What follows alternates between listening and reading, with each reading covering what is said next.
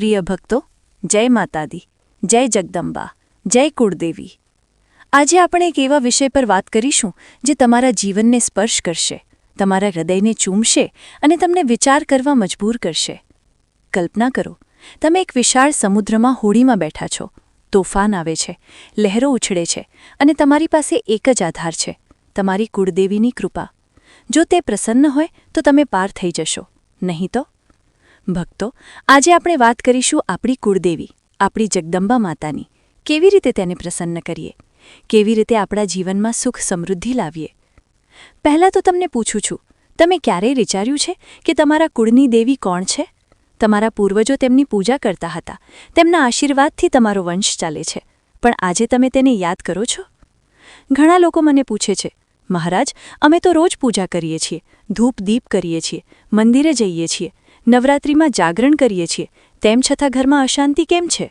પૈસા કમાઈએ છીએ પણ ઘરે ટકતા નથી, બીમારીઓ આવે છે, પરિવારમાં મનમેળ નથી, આ બધું કેમ? ભક્તો, આનું એક જ કારણ છે, આપણે કુળદેવીને ભૂલી ગયા છીએ। આપણે બધા મોટા મોટા મંદિરોમાં દોડીએ છીએ, ચઢાવો ચઢાવીએ છીએ, પણ જે દેવી આપણા કુળની રક્ષા કરે છે, જેના આશીર્વાદથી આપણો વંશ ચાલે છે, તેને યાદ કરવાનું ભૂલી જઈએ છીએ। કલ્પના કરો, તમારા ઘરમાં એક અદૃશ્ય શક્તિ છે જે તમને જુએ છે, તમારા કર્મોને જુએ છે, અને જો તમે તેને ભૂલી જાઓ તો તે દુઃખી થાય છે। એ જ રીતે કુળદેવી સાથે।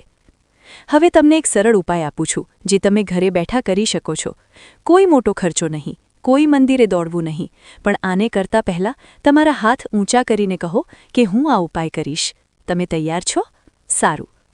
દર મંગળવારે અને શુક્રવારે સવારે નાહી ધોઈને એક લાલ ચૂંદડી લો, તેના પર ગુલાબનું ફૂલ મૂકો, તેના પર થોડું ગુલાબનું અત્તર છાંટો, એક નાની લાપશી કે સુખડીનો ભોગ બનાવો, ઘીનો દીવો પ્રગટાવો, ગુગ્ગળનો ધૂપ કરો, પછી માતાની તસવીર કે મૂર્તિ સામે બેસીને આ પ્રાર્થના કરો, હે જગદંબા, હે કુળદેવી, હે આદ્યશક્તિ, હું તમારું અજ્ઞાની બાળક છું, મેં જાણી અજાણે ભૂલો કરી છે, તમને ભૂલી ગયો છું, આજથી હું તમને રોજ યાદ કરીશ। મારા કુળની રક્ષા કરો, મારા ઘરમાં સુખ શાંતિ આપો, મારા સંતાનને સુખી રાખો, મારી લક્ષ્મીને ટકાવો, હે માં, તમે મારી માં છો, મને માફ કરો અને મારા પર કૃપા કરો। આ પ્રાર્થના 11 વાર કરો, પછી ભોગ માતાને અર્પણ કરીને પ્રસાદ તરીકે ઘરના બધા સભ્યોને વહેંચો। આ ઉપાય સતત 40 દિવસ કરો, તમે જોશો કે ઘરનું વાતાવરણ કેવું બદલાઈ જશે। પણ યાદ રાખો, આને કરતા સમયે તમારું મન શુદ્ધ હોવું જોઈએ, કોઈ ગુસ્સો નહીં, કોઈ ઈર્ષા નહીં।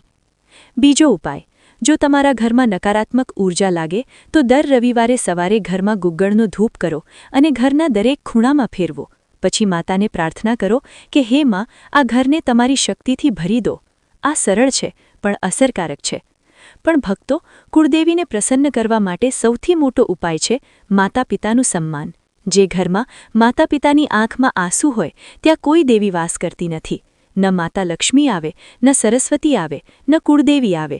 તમને એક વાર્તા કહું। એક ગામમાં એક પુત્ર હતો, તેણે તેના માતા પિતાને વૃદ્ધાશ્રમમાં મૂકી દીધા, કારણ કે તેને લાગ્યું કે તેઓ બોજ છે। થોડા વર્ષોમાં તેનું જીવન બરબાદ થઈ ગયું, નોકરી ગઈ, પત્ની છોડી ગઈ, પુત્ર તેની સાથે ખરાબ વર્તન કરવા લાગ્યો। તે સમજી ગયો કે તેના કર્મનું ફળ છે। તેણે માતા પિતાને ઘરે લાવ્યા, તેમની સેવા કરી અને તેનું જીવન ફરી ખીલી ઉઠ્યું। આજે ઘણા યુવાનો માતા પિતાને વૃદ્ધાશ્રમમાં મૂકી દે છે, કહે છે અમને સમય નથી, અમારે નોકરી કરવી છે, બિઝનેસ છે। પણ યાદ રાખો, જેમ તમે તમારા માતા પિતા સાથે વર્તન કરો છો એમ જ તમારા બાળકો તમારી સાથે કરશે। તમે વિચારો, તમારા માતા પિતા તમને કેટલું પ્રેમ કરે છે, તેઓએ તમારા માટે કેટલો ત્યાગ કર્યો છે, અને તમે તેમને શું આપો છો? એક સ્માઇલ, એક હગ, એક વાત, આ જ તેમને ખુશ કરી દે છે। એક વધુ વાર્તા। એક યુવાન હતો, ખૂબ અમીર, માતા પિતાને વૃદ્ધાશ્રમમાં મૂકી દીધા। થોડા વર્ષોમાં તેનો બિઝનેસ ડૂબી ગયો, પત્ની છોડીને ચાલી ગઈ, પુત્ર ડ્રગ્સમાં પડી ગયો। એક દિવસ તે મારી પાસે આવ્યો અને રડવા લાગ્યો। મેં પૂછ્યું, તમારા માતા પિતા ક્યાં છે? તેણે કહ્યું, વૃદ્ધાશ્રમમાં। મેં કહ્યું, જા, તેમને ઘરે લાવ, તેમની સેવા કર, પછી જો કે તારું જીવન કેવું બદલાય છે। આજે તે યુવાન ફરી સુખી છે, માતા પિતાને ઘરે લાવ્યા, તેમની સેવા કરે છે, બિઝનેસ ફરી ચાલુ થયો, પરિવાર ફરી એક થયો। તમે પણ આજે વિચારો, તમારા માતા પિતાને કેટલું સન્માન આપો છો? તેમની આંખમાં આંસુ ન આવવા દો। અને જેમના માતાપિતા આ દુનિયામાં નથી તેમના માટે પણ ઉપાય છે.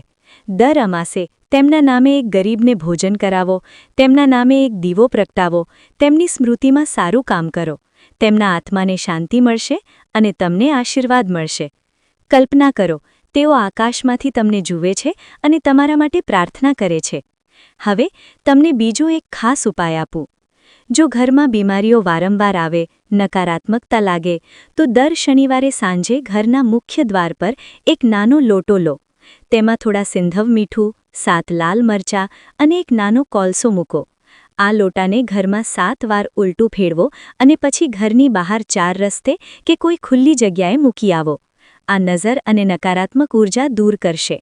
આ ઉપાય 7 શનિવાર કરો અને કરતા સમયે માતાનું નામ લો. હે જગદંબા, આને દૂર કરો. બીજો ઉપાય. જો તમારા સંતાનના લગ્નમાં અડચણ આવે તો દર બુધવારે માતાને એક તાજું નારિયેલ અર્પણ કરો. તેને તોડીને ભોગ બનાવો અને પ્રાર્થના કરો કે હે માં, મારા સંતાનનું જીવન સુખી કરો. આને 21 બુધવાર કરો અને જુઓ કેવા ચમત્કાર થાય છે. ભક્તો, તમને એક વધુ વાર્તા કહું. એક સ્ત્રી હતી. તેના પુત્રના લગ્ન નહોતા થતા. તે બધે દોડી, પણ કંઈ ન થયું. પછી તેણે કુળદેવીની પૂજા શરૂ કરી.